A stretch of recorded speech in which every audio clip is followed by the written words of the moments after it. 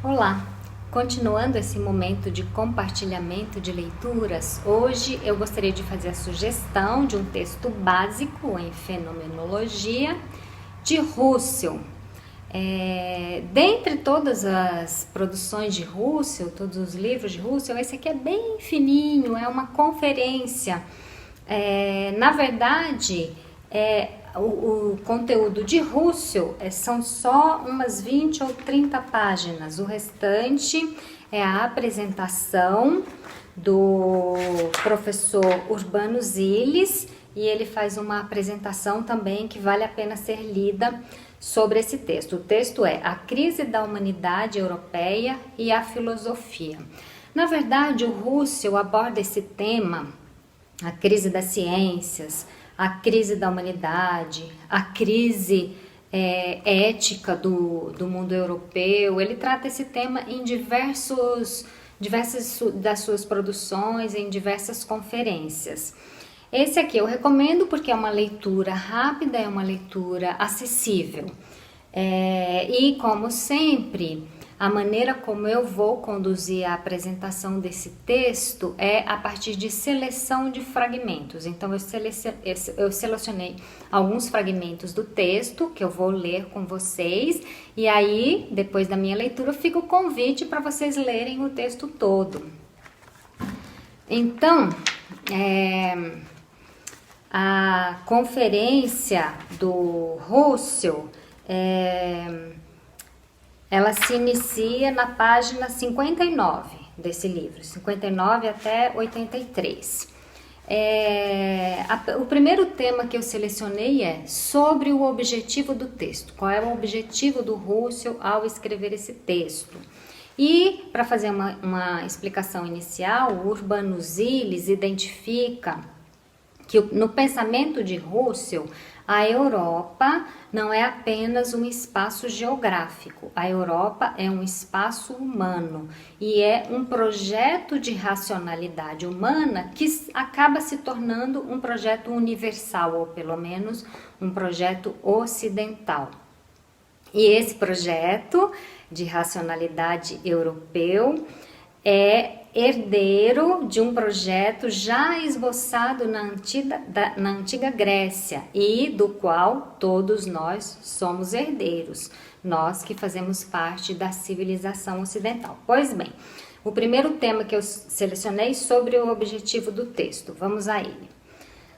Nesta conferência, quero ousar a tentativa de suscitar um novo interesse para o tão frequentemente tratado tema da crise europeia, desenvolvendo a ideia histórico-filosófica ou o sentido teleológico da humanidade europeia. Ao expor a função essencial que, nesse sentido, tem a exercer a filosofia e suas ramificações, que são as ciências, a crise europeia também ganhará uma nova elucidação. Página 62, sobre a qualidade espiritual do mundo circundante. Aqui vale uma explicação que nesse período histórico em que Russell escreve esse texto, acho que é 1936, 1937, o que hoje nós chamamos de ciências humanas, na época eram chamadas de ciências do espírito. Então ele fala de ciências do espírito, de espiritualidade, direcionando essa compreensão como a busca de reflexão sobre o destino humano no mundo. Então as ciências do espírito tentam entender isso, qual é o destino do humano no mundo. Vamos ao texto. O mundo circundante é um conceito que tem seu lugar exclusivamente na esfera espiritual. Que nós vivemos em o nosso respectivo mundo circundante, ao qual estão dirigidas todas as nossas preocupações e esforços, designa um fato que sucede puramente no plano espiritual. Assim, pode-se afirmar de maneira geral: é um absurdo considerar a natureza do mundo circundante como algo por si alheio ao espírito, e então querer fundamentar, em consequência, a ciência do espírito sobre a ciência da natureza, e fazê-la assim pretensamente exata. Vemos nesse fragmento a oposição de Russell a essa dominação da ciência da natureza e uma tentativa de submissão da ciência do espírito por debaixo da ciência da natureza, né? E Russell quer afirmar o contrário. A ciência do espírito precisa conduzir todas as ciências, todas as investigações científicas sobre o mundo. Vamos ao próximo texto, ao próximo fragmento. Sobre a estrutura espiritual da Europa, página 63. Colocamos a seguinte questão: o que caracteriza a estrutura espiritual da Europa? Portanto, não a Europa compreendida geográfica ou cartograficamente, como se pretendesse delimitar o círculo dos homens que vivem juntos sobre o mesmo território, como sendo a humanidade europeia. Em sentido espiritual, a Europa engloba manifestamente os domínios ingleses, Estados Unidos, etc. Trata-se aqui de uma unidade de vida, de uma ação, de uma criação de ordem espiritual, incluindo todos os objetivos, todos os interesses, as preocupações e os esforços, as obras feitas com uma intenção, as instituições e as organizações. Nelas atuam os indivíduos dentro de sociedades múltiplas, de diferentes graus de complexidade, em famílias, raças, nações, nas quais todos parecem estar interior e espiritualmente vinculados uns aos outros e, como disse, na unidade de uma estrutura espiritual. Ponto 4, que eu gostaria de destacar, está na página 67, sobre a atividade científica. Propõe Russell. Numa palavra, o que a atividade científica adquire não é algo real, mas ideal. Mais ainda, o que assim é adquirido, com seu valor e sua verdade, torna-se a matéria para a possível criação de idealidades de nível superior e assim por diante. Do ponto de vista teórico, cada degrau atingido torna-se um termo puramente relativo, uma passagem transitória em direção a fins sempre novos, de degraus sempre mais elevados, conforme um processo previsto para o infinito.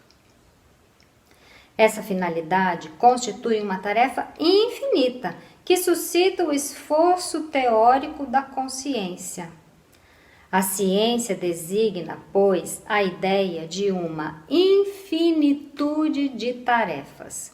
A cada instante, uma parte limitada dessas tarefas é executada e, ao mesmo tempo, esta constitui o fundo de premissas para um novo horizonte infinito de tarefas como unidade de uma tarefa infinita.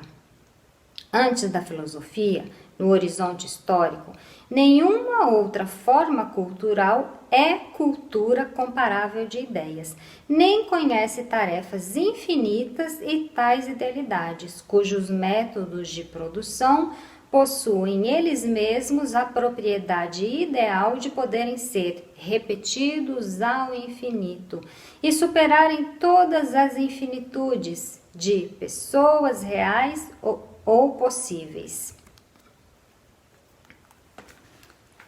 Texto seguinte, vamos pular para a página 74. Lembrando, são textos que eu escolhi. Quando você mesmo for fazer leitura, talvez outros fragmentos lhes sejam mais importantes do que esses que eu selecionei. Na página 74, sobre a aberração do racionalismo, né? No trecho anterior, nós vimos sobre essa tarefa infinita da ciência. E aí, nessa busca da ciência, vale uma observação a ser feita aqui, a ciência se compartimentalizou, se fragmentou, né? E essa fragmentação da ciência, inclusive a ponto de deixar um pouco de lado a ética das ciências do espírito, né? A compreensão do destino humano sobre a Terra, a ciência se tornou um racionalismo que se tornou uma aberração, né? Então, no trecho que eu selecionei, nós vamos ler, nós vamos tentar entender sobre o que Russell considera como a aberração do racionalismo proveniente da ciência. Página 74. Também eu estou convencido de que a crise europeia se arraiga em uma aberração do racionalismo. Mas isto não me autoriza a crer que a racionalidade como tal é prejudicial, ou que, na totalidade da existência humana, só possua uma significação subalterna. Certamente a racionalidade, naquele sentido elevado e autêntico, e só falamos deste, no sentido originário que lhe deram os gregos e que se converteu em ideal do período clássico da filosofia grega, necessita todavia de muitas reflexões esclarecedoras, mas ela é chamada a dirigir de modo seguro o desenvolvimento da humanidade. De outra parte, concedemos de bom grado, e nisso o idealismo alemão já nos precedeu há muito, que a forma evolutiva que tomou a ratio como racionalismo no período do iluminismo foi uma aberração, embora uma aberração compreensível. Agora, um texto sobre a radicalização objetivista da ciência como base dessa aberração que eu citei agora. Página 80. Trata-se de problemas procedentes da ingenuidade, em virtude da qual a ciência objetivista toma o que ela chama de mundo objetivo como sendo o universo de todo existente, sem considerar que a subjetividade criadora da ciência não pode ter seu lugar legítimo em nenhuma ciência objetiva. Aquele que é formado nas ciências naturais julga evidente que todos os fatores puramente subjetivos devem ser excluídos e que o método científico natural determina, em termos objetivos, o que tem sua figuração nos modos subjetivos da representação. Por isso busca o objetivamente verdadeiro, também no plano psíquico. Ao mesmo tempo, admite-se com isso que os fatores subjetivos excluídos pelo físico serão investigados pela psicologia, precisamente como algo psíquico e, naturalmente, por uma psicologia psicofísica. Mas o investigador da natureza não se dá conta de que o fundamento permanente de seu trabalho mental, subjetivo, é o mundo circundante, vital, que constantemente é pressuposto como base, como terreno da atividade, sobre a qual suas perguntas e seus métodos de pensar adquirem um sentido. Seguindo, sobre a ingenuidade do objetivismo. Página 82. Mas a situação nunca melhorará enquanto não se colocar em evidência a ingenuidade do objetivismo, surgido de uma atitude natural em relação ao mundo circundante, e não se estiver convencido da absurdidade da concepção dualista do mundo, segundo a qual natureza e espírito devem ser considerados como realidades de sentido homogêneo, embora uma edificada sobre a outra de maneira causal.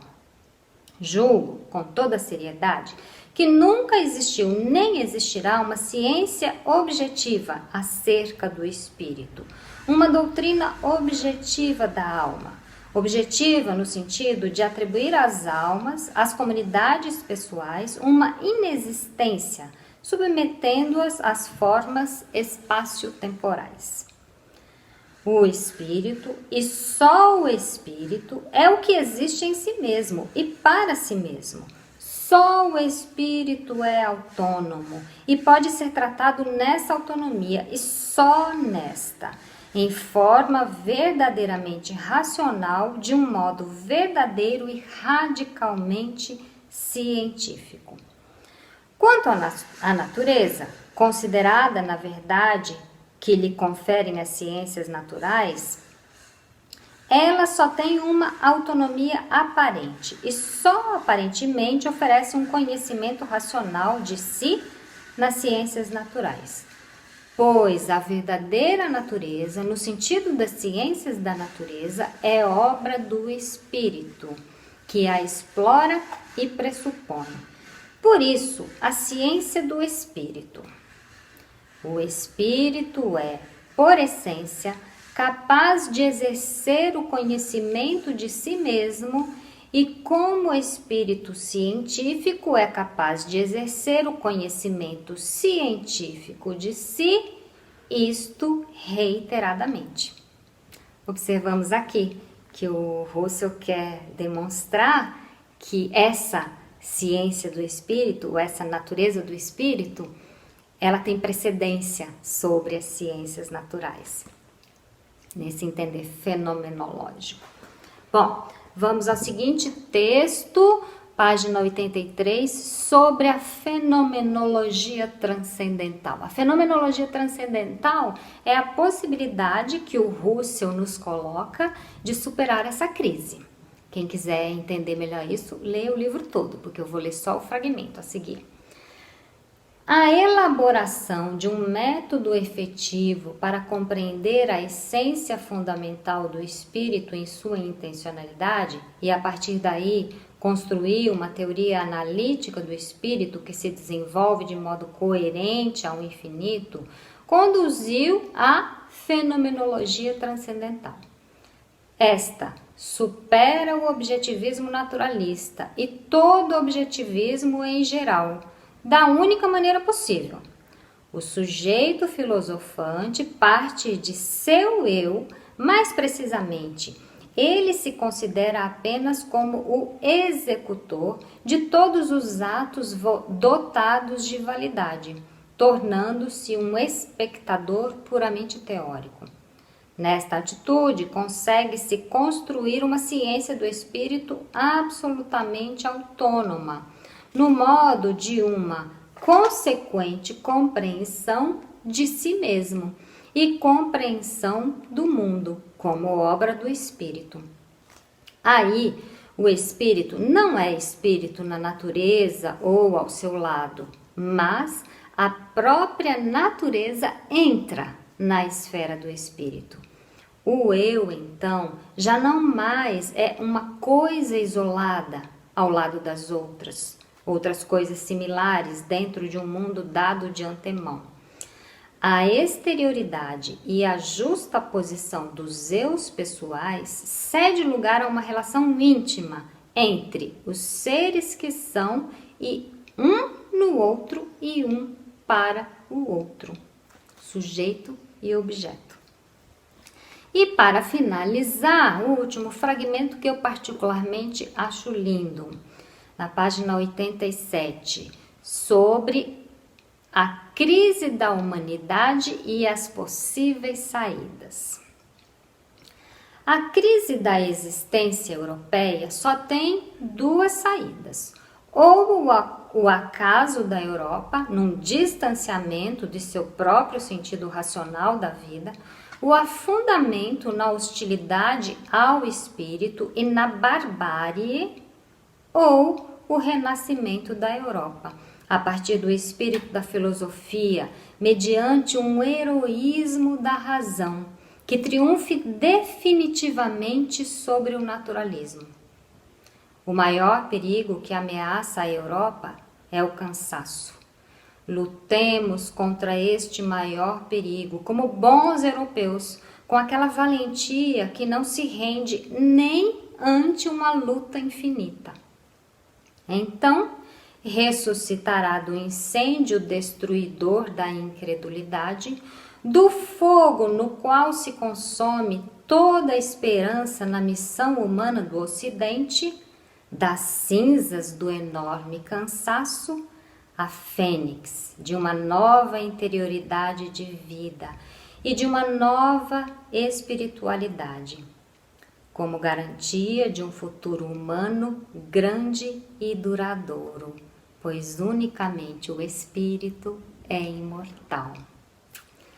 Leiamos Russell e leiamos a filosofia e a fenomenologia para juntos buscarmos esse futuro humano grande e duradouro que alia as ciências naturais, as ciências do espírito e que recoloca o pensamento sobre o destino da humanidade na dianteira e na condução de todos os feitos científicos. Por enquanto é isso, até a próxima leitura.